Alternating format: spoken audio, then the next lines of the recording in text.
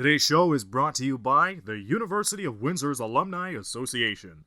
Show us how you are Windsor proud by visiting the Alumni Association's Facebook, Instagram, and Twitter pages.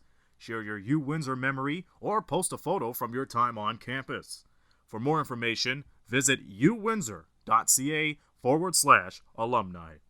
Thank you so much for taking some time out of your busy schedule to join us today on episode 2 of Coach's Close-Up. How have you been? I've been great, actually.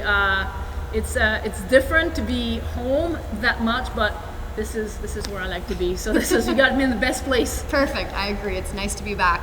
So I am so excited to sit down with you, get to know you a little bit better, hear some of your insight on your coaching experience and what it's like to be a female coach and a leader in sport. Mm-hmm. So just to start off, obviously with the COVID-19 pandemic, there's been some effect on training, some practice and scheduling as well. So how does it feel to be back on the court with your Lancer athletes training again after all that time off? It feels amazing. I mean, for myself, the last time I had seen my team was in February 2019 because, we lost into the playoffs, season was over, and a couple weeks later, the whole pandemic hit. And so it's a lot of Zoom calls for the summer trying to get the players interested and still engage with the team. When we were given the okay to finally be here with our team in October, it meant the world to all of us. And it was amazing to see each other live again. And people don't understand how difficult it is to be a good leader online, right, through remotely connecting with the player. And so that human touch, that presence, that being together in the same place was just unbelievably important. For sure. What were some of the things that you guys did online when you guys couldn't be here on the court? Well, we try to stay connected. Actually, we started a different project. I really like doing different kind of project, and so we had this project about mental health that we wanted to make sure the team was not only continuing to be physically healthy, but hey, what are some of the things that maybe they can change in their life that's going to help them to be a little bit more balanced as individual. And so we address this and we challenge each other, and I think that our team is unbelievable. We talk to each other as if we are a family, and so therefore there's a lot of love and there's a lot of opportunity to be vulnerable, and that was really important to work on that aspect in that summer. For sure. Your team's already super close, but going through a difficult time like this also brings the team together even more. So it must be nice as well for the first years that came in, now that you guys are back on the court, to have some time together and get to know each other on the court. So how has your practices, I know you just finished one, how have they changed since COVID-19 happened? I think that in general, when we are in a competitive season, you get competitive coach come out and be, as it should be, demanding, expecting, encouraging as well, and trying to push people to grow and keep people in somewhat of an uncomfortable zone, because basically if you stay comfortable, you don't grow. And I'm really big on growth in my personal life and in my athlete's life. So now that the competitive season isn't there, I think that the team has had the opportunity to get to know me in a little bit of a different aspect of a very important part of my leadership personality, which is a lot more caring, understanding.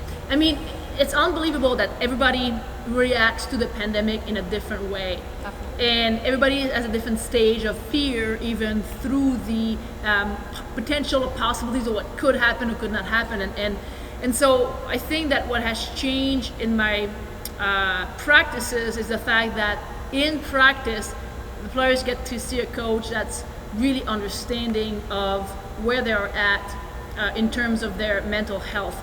And not that it doesn't happen in competitive season, it does, but it will happen in competitive season on the road, when we sit down for a meal, perhaps you can see me in the office, and those touch points are not there. Right. So the only time I actually see my athlete is in this gym. So I have to make sure that my touch points are really relevant to these young women in terms of their mental health in practice now. And I think that, to be honest, I feel that my players have appreciated the openness, have appreciated the opportunities to be themselves, and to know that all I want for them is to be happy, to grow, and to enjoy being part of the Lancer family.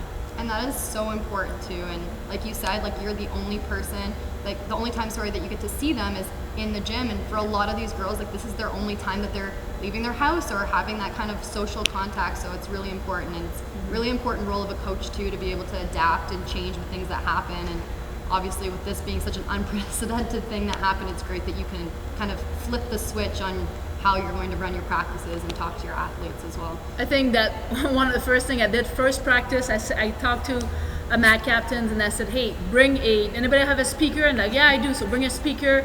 And said, anybody wants to do playlists? So my first year player, Grace, she was, I do playlists. I'm like, first thing I want in practice from the get-go on the first practice, I want music blasting. I want you guys to have fun. I want to be out here, take a ball, start shooting, and that's going to set the tone for the season. And they kind of looked at me like, I'd be somebody that wouldn't put the practice. I'm like, this is it. We're here for ourselves. We're here to make our lives better. We want to get better. But one thing for sure, we don't want basketball to be an extra stress on them. We want basketball to be a stress reliever and a place that can be safe. That's the goal of this season. That's awesome. That's great. Yeah. And so how have your athletes shown kind of resiliency since the announcement that the season got canceled, not only for this semester, but now for the winter 2021 semester? Well, first of all, I think that everybody reacted different, and it would be probably false assumption to say that or to assume that everybody was resilient through that. I think that a lot of players got demotivated. I think a lot of players got, ended up getting involved in other activities. And so I think the focus are probably more split than what maybe me as a coach would like to see in all of them. And I think it is something, again, that I'm willing to accept and work with, because who knows? I mean, at first we talk about being in lockdown for a few weeks. It becomes a few months. Now we're going to hit almost a year soon. And what do we know that's going to happen? We don't. And so really, I think it's important that the players that are here that do show a resiliency in wanting to continue to practice, that I praise them. And really that's what I want, selfishly for my team.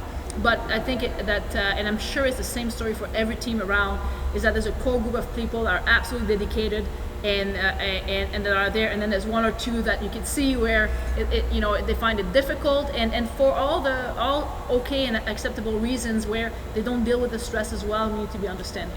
Yeah, definitely. And so, assuming and hoping that the season comes back in fall 2021, what are you most looking forward to being back into competition and being back on the court? Well, I think this has given my players an opportunity to get to know me on a more personal level, not necessarily personal in a way like personally, but we have been able to be more vulnerable with each other and just more relaxed. So when you're always under pressure, always under competing, you see a side of a personality that's I think both them and I that are different, and I'm getting to know them in a more relaxed way. And so I think the players have enjoyed it. There's a lot less, whistling, a lot more smiles, and I've enjoyed that. There's a lot less on their part worries, a lot more, engaging personality. So I think what I'm looking most forward to is to take this and continue the growth of the relationship and see how it's going to benefit our team and our trust on the floor while we compete together. I think that's going to make a huge difference. Yeah, that's a really, really cool way to look at it as well.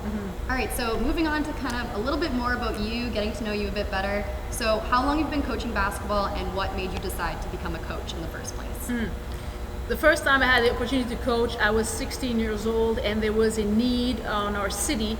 I grew up in a small town called Joliette, which is close to Montreal, and somebody says, hey, do you want to coach these great 6 little kids? And I thought, okay, it was called mini basketball. And so, but I enjoyed it because we actually won the whole tournament, and I thought, oh man, I think I'm good at this thing. And I took a team that didn't exist, and we won, and it was a lot of fun. And then later on I remained in coaching because it was a way for me to continue to compete, and I love competing. I mean, I just love the opportunities to get through stress and then win and then experience that. I think that's why I stayed in coaching. That's awesome. And how long have you been coaching now? So, wow, that's a lot of years. Well, at the University of Windsor, it's 15. Okay. I don't even know. But let's say 15 at the University of Windsor. We'll leave it there. We'll leave it there.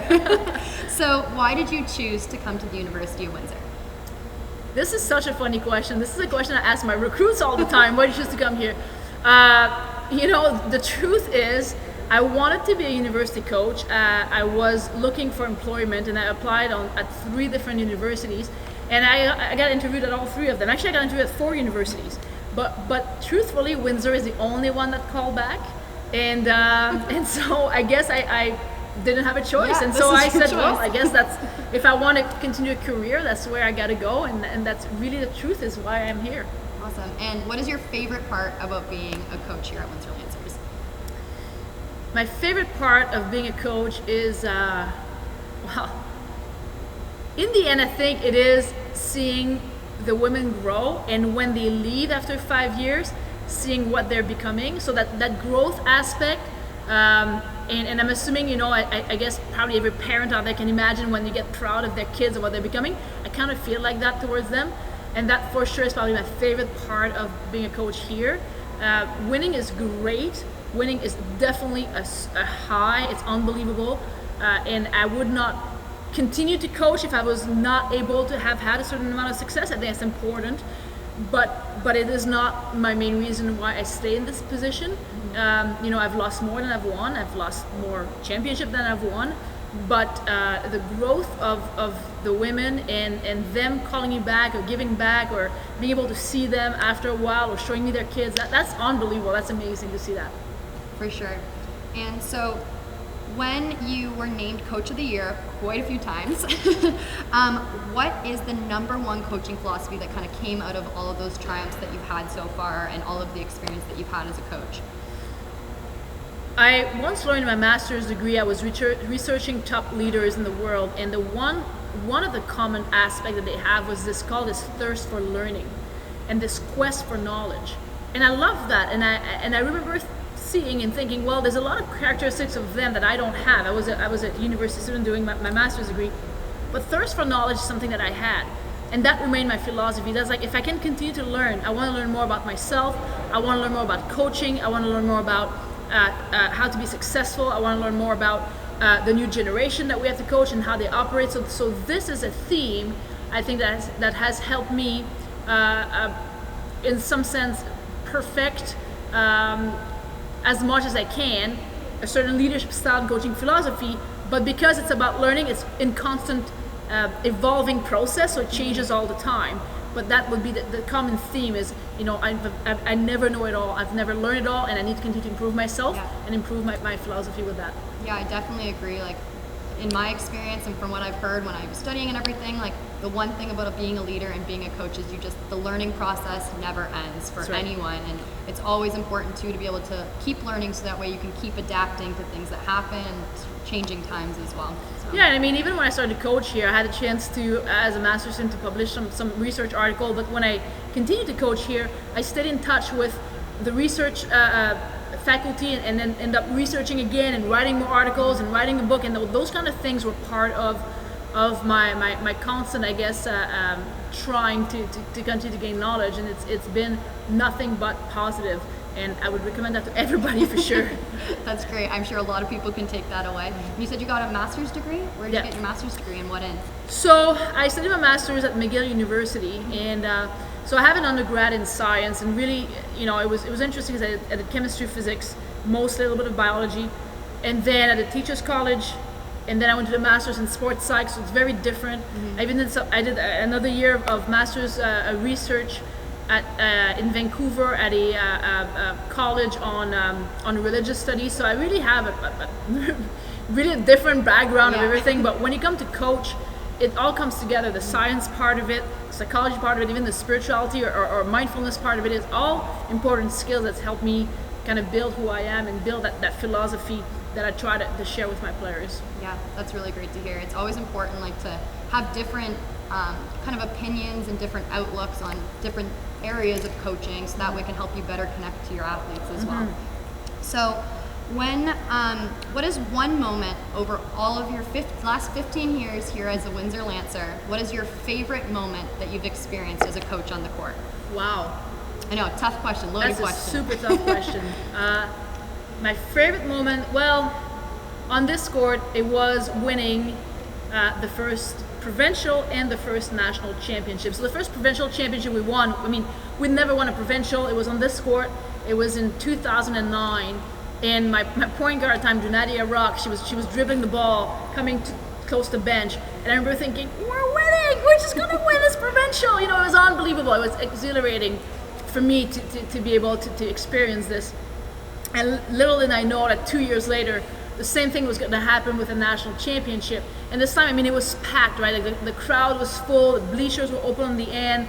It was live on TSN, and then I know we won by about 14, but in the clock was winding down, and I was like, keep playing, like as if I wanted this clock to, it couldn't go fast enough to get down to 0, and my players were always celebrating. And if you see me, I'm like kind of going like this, and finally we won. That was our vision, that was our dream, that was the goal. And to do this in front of thousands of fans, when I recall the first game I ever coached here, there was maybe 15 fans, which were the parents of the players, and now we had 1,000 and we just won. I mean, those 2 moments are probably my most unbelievable memories on this floor.